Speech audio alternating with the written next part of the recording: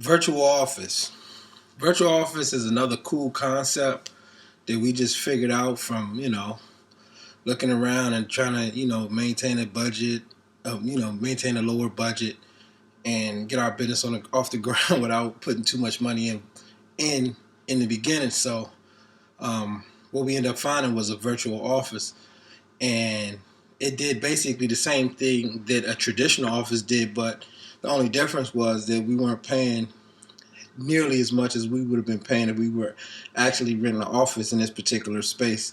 So these images that you see here, these are the actual images from our location, from our business address. So it's a building downtown. Well, not downtown Annapolis, but in a pretty popular section of Annapolis, right by the mall. So um, this is where our company address is. This is where we meet clients. This is where we hold employee meetings, caregiver meetings, staff training, everything we do out of this office. We receive packages from here, and we get mail here. We have a receptionist there that actually takes calls for us from time to time if we need it. And everything basically is pay as you go outside of the monthly payment. So we were paying about $90 maybe 99. I think it was $99 a month with them, and now we only use it for, again, just the office space rental. So like if we want to conduct a meeting and a client wants to meet with us face to face, and we're not going. They want to, because sometimes you'll realize that they don't want to meet at their parents' home or the person who's receiving care's home, so they do want to come to our office sometime.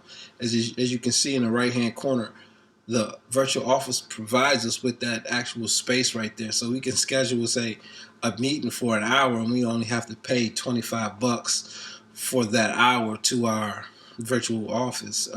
It'll just get added to our bill for the next month. And same, just like with the conference room.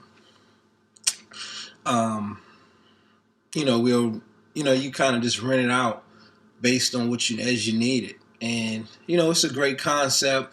A lot of places, it's a lot of different companies out there. So definitely look into getting a virtual office. Start out with a virtual office, and then eventually you can kind of grow and expand. As you grow and expand, if you need to, into a traditional office. And just some of the things that are,